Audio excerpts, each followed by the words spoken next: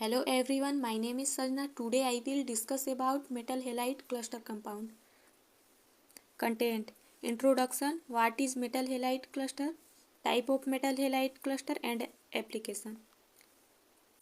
Metal cluster ऐसे compound होते हैं जिनमें दो या दो से अधिक मेटल एटम आपस में डायरेक्टली अटैच होते हैं और उसके साथ कोई ग्रुप जुड़ा होता है जिसे मेटल क्लस्टर कंपाउंड कहा जाता है। मेटल क्लस्टर कंपाउंड को टू कैटेगरी में बांटा गया है, metal carbonyl cluster and metal halide cluster. Metal carbonyl cluster जब दो या दो से अधिक मेटल एटम आपस में डायरेक्टली अटैच होते हैं और उसके साथ कार्बोनिल ग्रुप जुड़ा होता है तो उसे मेटल कार्बोनिल क्लस्टर कहा जाता है। मेटल हैलाइड क्लस्टर जब दो या दो से अधिक मेटल एटम आपस में डायरेक्टली अटैच होते हैं और उसके साथ हैलाइड ग्रुप जैसे कि क्लोरीन, ब्रोमीन, आयोडीन इत्यादि जुड़े होते हैं।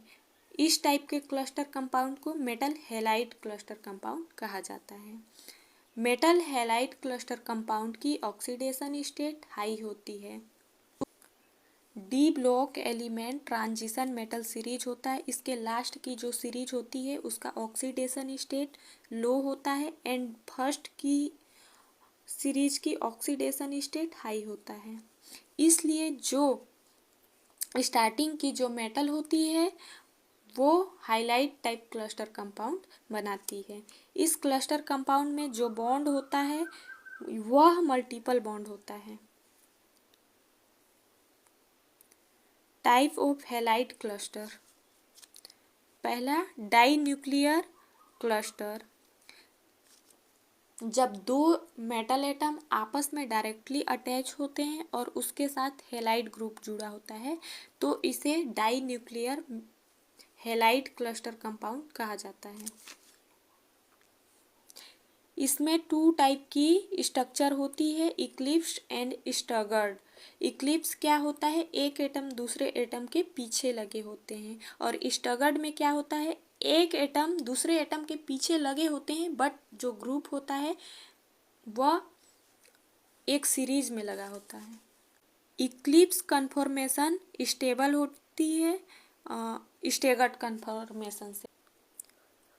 ट्राई न्यूक्लियर हैलाइड क्लस्टर, जब तीन मेटल एटम आपस में डायरेक्टली अटैच होते हैं और उसके साथ हैलाइड ग्रुप जुड़ा होता है तो ऐसे क्लस्टर कंपाउंड को try nuclear halide cluster compound कहा जाता है।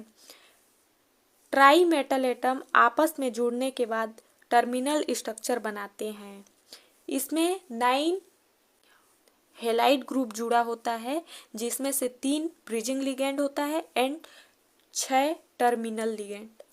Tetra nuclear halide metal cluster, इसमें 4 मेटल एटम आपस में डायरेक्टली जुड़े होते हैं और उसके साथ हैलाइड ग्रुप जुड़ा होता है, इसलिए इसे tetra nuclear halide type cluster compound कहा जाता है। इसमें 4 ब्रिजिंग लिगेंड होते हैं और टर्मिनल लिगेंड भी जुड़े होते हैं। अब देखेंगे क्लस्टर कंपाउंड में कि इलेक्ट्रॉन का काउंट कैसे किया जाता है जिससे किसी भी स्ट्रक्चर का नाम पता हो सके। तो सबसे पहले जो मेटल होता है उसका वैलेंस इलेक्ट्रॉन पता करते हैं और जितने मेटल एटम हैं उससे उसका इनटू किया जाता है। उसमें लिगेंड कितने अटैच हैं उसका भी इनटू किया जाता है। दोनों का आपस में काउंट कर देते हैं, जो टोटल वैलेंस इलेक्ट्रॉन निकलता है फिर क्या करते हैं कि वेट्स रूल फॉर्मूला अप्लाई करते हैं। अप्लाई करने के बाद क्या करते हैं, एक्स की वैल्यू निकालते हैं। Thank you.